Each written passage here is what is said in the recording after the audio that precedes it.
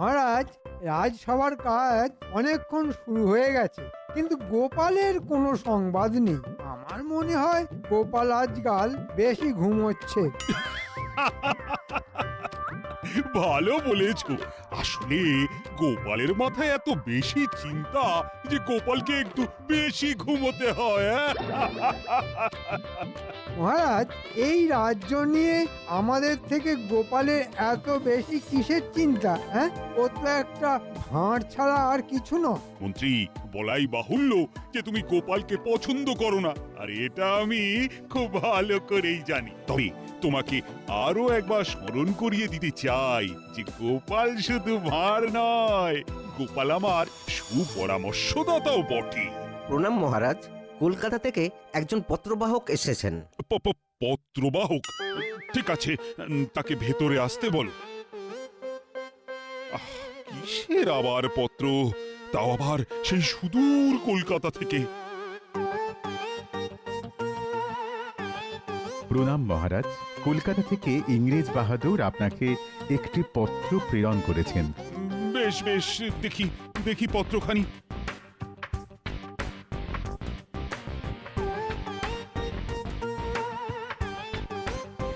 বেশ, তুমি আসতে পারো। গিয়ে ইংরেজ বাহাদুরকে বলো যে মহারাজ যথেষ্ট আনন্দিত হয়েছেন। প্রণাম মহারাজ।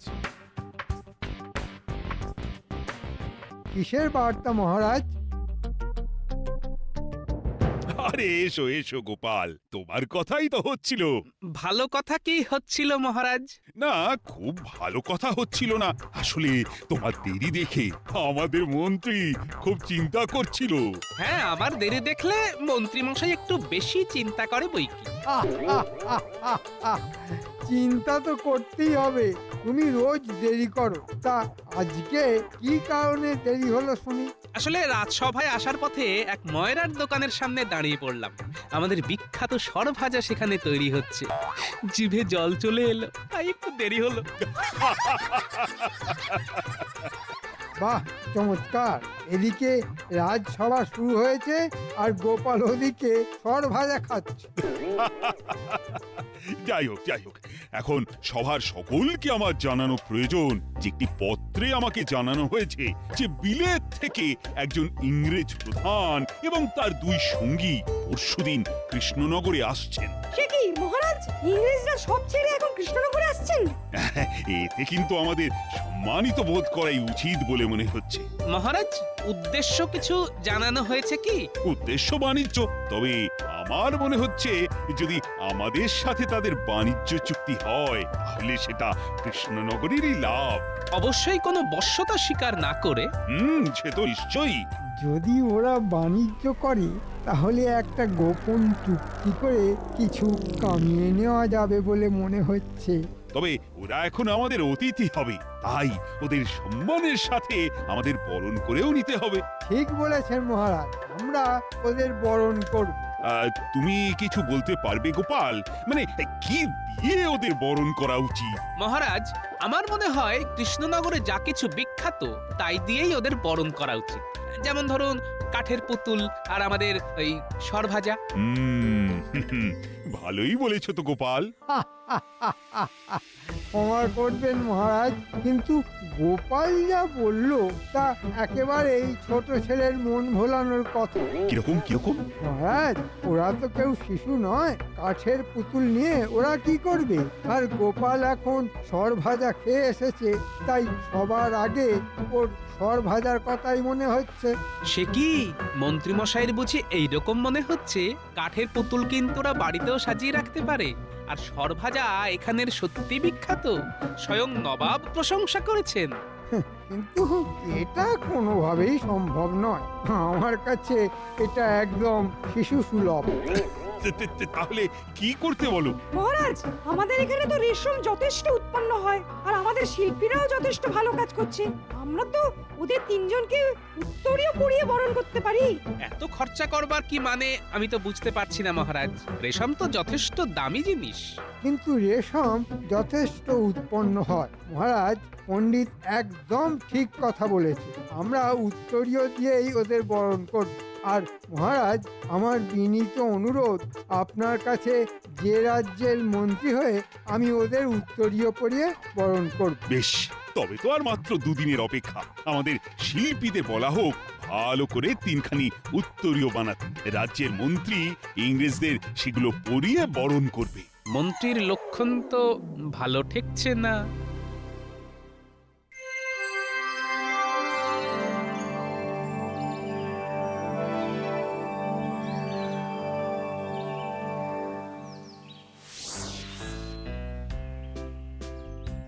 মহারাজ, ইংরেজরা আজই আসতে চলেছে আমাদের রাজসভায়।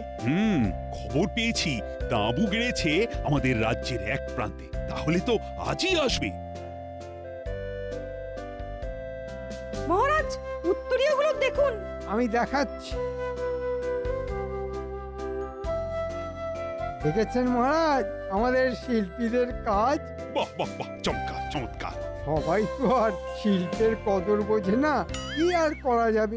শিল্প ভালোই, তবে রাজকোষ থেকে অনেক মোহর খরচ হলো। এখন বিলেত থেকে আসা ইংরেজ এই শিল্পের কদর বুঝতে পারলেই হয়। তোমার আসলে ভালো কিছু সহ্য হয় না, এটা আমি খুব ভালো করেই জানি।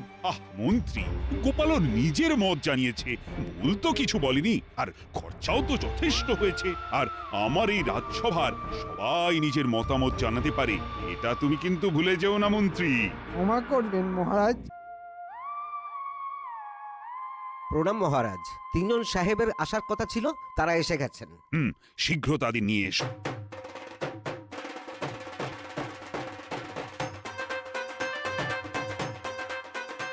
নমস্কার মহারাজ, আমরা অনেক দূর থেকে আসিয়াছি। আমি জানি জানি জানি মন্ত্রী। আগে হ্যাঁ মহারাজ।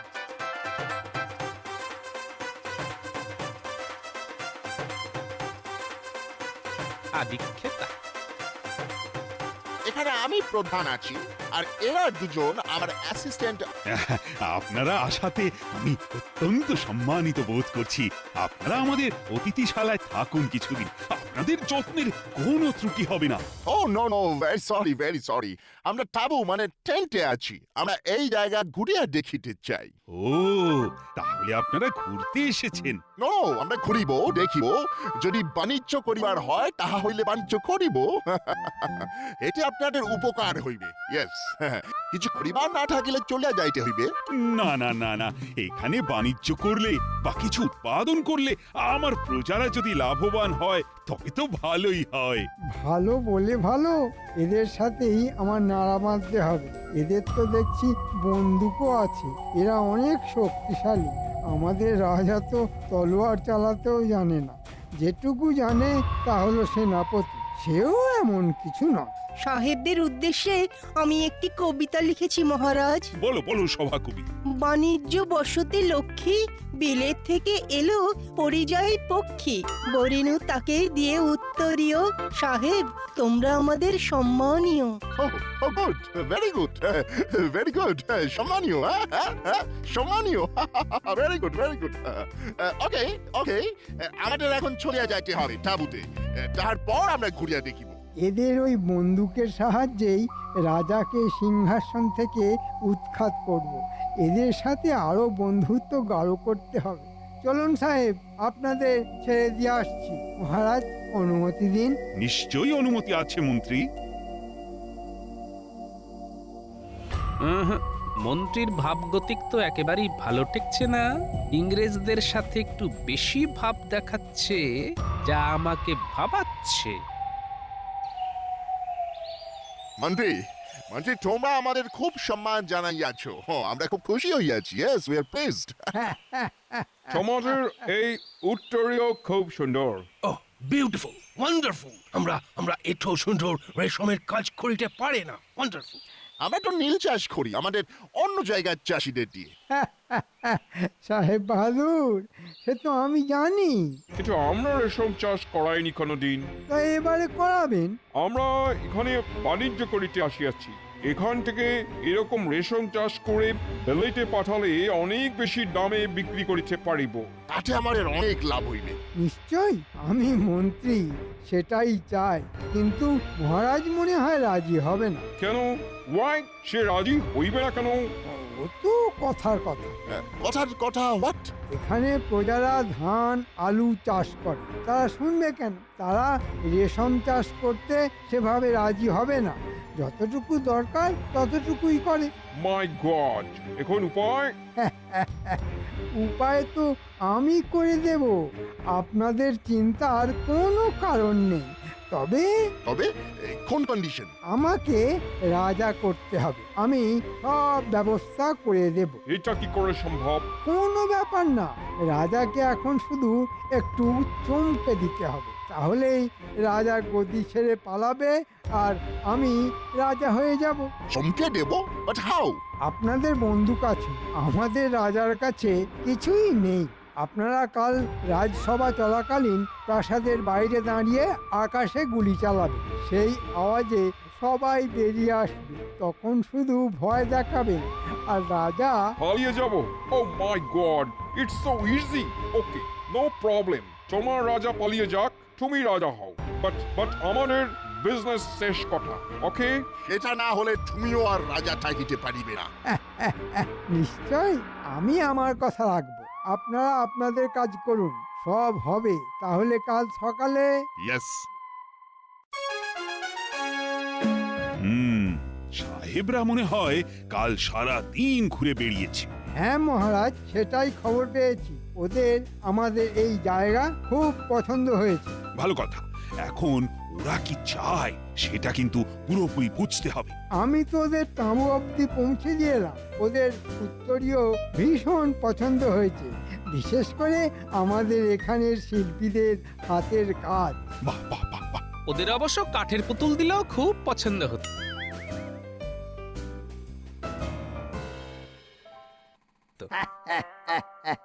আর কিছু গোপালের না বলাই ভালো। আমাদের সংস্কৃতি যেখানে আমরা সারা বিশ্বে তুলে ধরতে চাই, সেখানে গোপাল রেশমের সংস্কৃতি ওদের কাছে না যাওয়াই ভালো মহারাজ। বেশি ভালো লাগলে আবার আমাদের চাষিদের দিয়ে শুধু রেশমই না চাষ করাতে চায়। সে কি, এটা তোমার কেন মনে হলো গোপাল? কি হলো মহারাজ? এই শিগগিরই সবাই বাইরে যাও। কিসের আওয়াজ? আমাকে তো ব্যাপারটা দেখতেই হচ্ছে।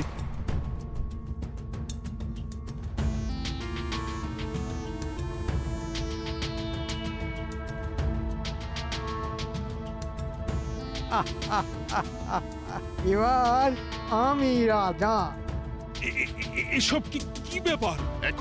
এক্ষুনি প্রাসাদ থেকে চলে যাও। তুমি আর রাজা নও। কি এসবের অর্থ কি?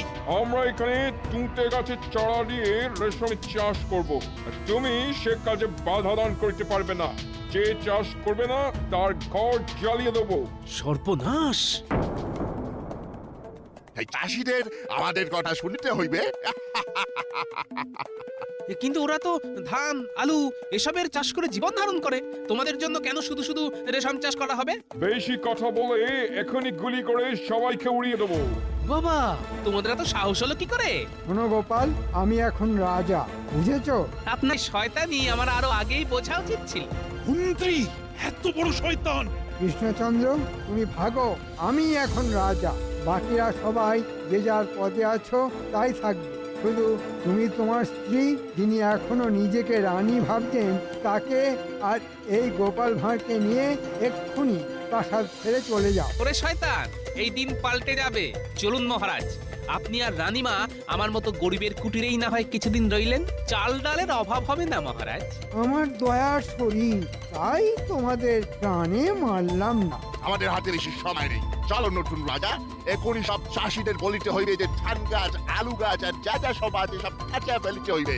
ওইখানে তুতের চারা বসাইতে হইবে। ইয়েস, তুতে, নাহলে তোমার টুটি চিবিয়া মারিয়া ফেলিব। নিশ্চয় নিশ্চয়।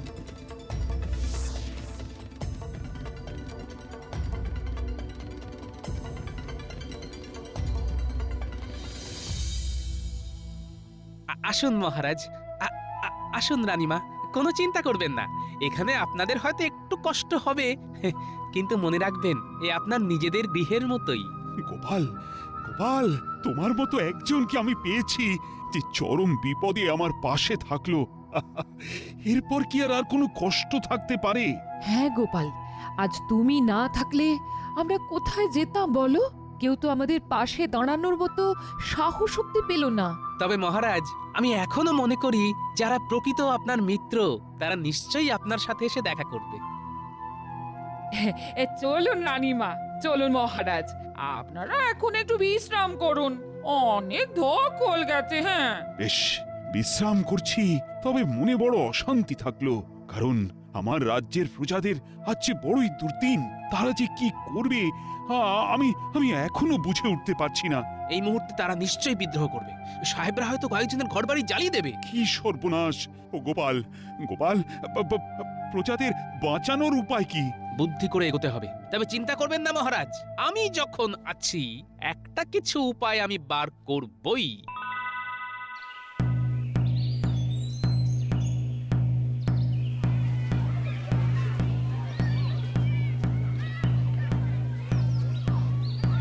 সবাই শোনো, সবাই শোনো, আজ থেকে তোমাদের চেনা মন্ত্রী মশাই আর মন্ত্রী নন, উনি এখন এই কৃষ্ণনগরের রাজা। আজ থেকে তোমাদের আর ধান, আলু, সবজি চাষ করতে হবে না, তোমাদের তুঁতে গাছের চারা দেওয়া হবে। তোমরা শুধু তুঁতে চাষ করবে। প্রত্যেককে রাজার নির্দেশ মানতে হবে, অমান্য করলে ঘোরতর শাস্তি জুটবে কপালে। শোনো, শোনো, শোনো। তোমাদের চিন্তা নাই, আমরা তোমাদের থেকে রেশম নিয়ে নিব, তার বদলে তোমাদেরকে খেতে দেওয়া হইবে। ইয়েস, আমরা এইসব মানবো না, একে রাজা বলে আমরা মানি না। আমাদের আমাদের রাজা কোথায়? হ্যাঁ হ্যাঁ, আমরাও মানবো না। আমাদের ফসল আমরা ফলাবো, জোর করতে পারবে না। যে যে বিদ্রোহ করবে তাদের বন্দি করা হবে। ওই দুজনকে বন্দি করো।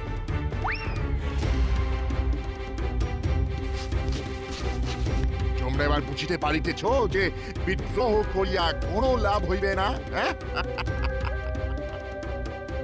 এই বন্দি দুজনকে নিয়ে চলো কারাগারে। আর তোমাদের সবাইকে ভালো কথা বলছি যে সাহেবদের কথা শোনো, না হলে সবাই বন্দি হবে।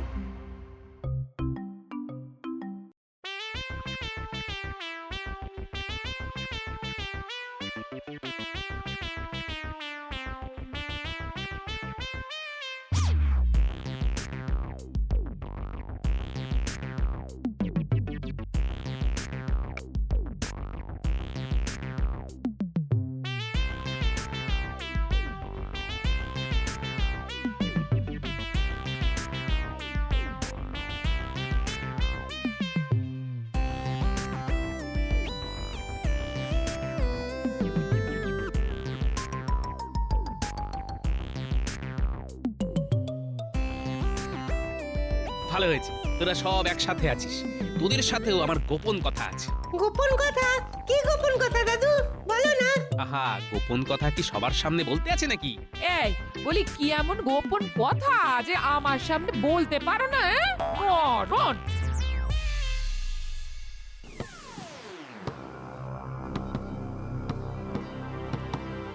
তাহলে তোমরা কি ঠিক করিলে? তুঁতে চাষ করিবে নাকি নাকি মরিবে? করব। Very good, very good. তোমরা আজ থেকেই কাজ শুরু করিয়া দাও।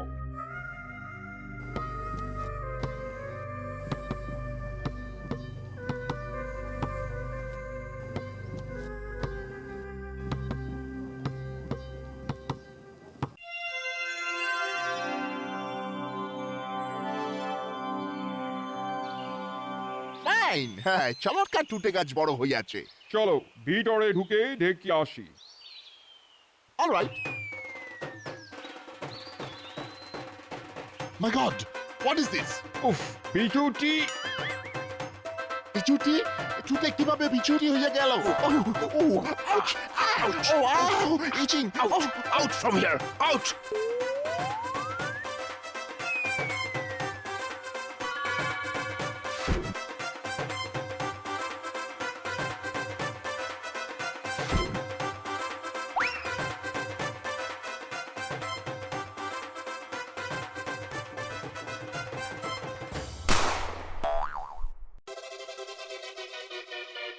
এ কি গোপাল, হাতে বন্দুক? মন্ত্রীমশাই আর যে কিছু করার নেই, সব সাহেবরা বন্দী হয়েছে, তাদের দড়ি দিয়ে বাঁধা হয়েছে।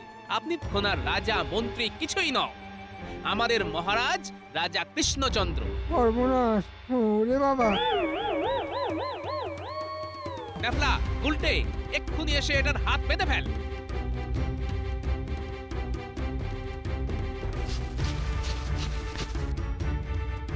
হুম, মহারাজ মহারাজ, আমার ভুল হয়ে গেছে, আমাকে ক্ষমা করে দিন। এরকম ভুল আর হবে না। আমি মন্ত্রী আছি আর আর আপনি রাজা। তুমি যা করেছো তাতেই রাজ্যের প্রজারাই তোমাকে শাস্তি দেবে, আমার আর কিছুই বলার নেই। আর গোপালের অসাধারণ বুদ্ধির কাছে তোমার শয়তানি হেরে গেল, এইটুকুই শুধু বলতে পারি। তুতে গাছের সাথে বিছুটি গাছের চারাও বসানো হয়েছিল মন্ত্রী, আর সেই বিছুটি জঙ্গলে এখন আপনাকে ফেলা হবে। ওরে বাবা রে, ওরে বাবা রে!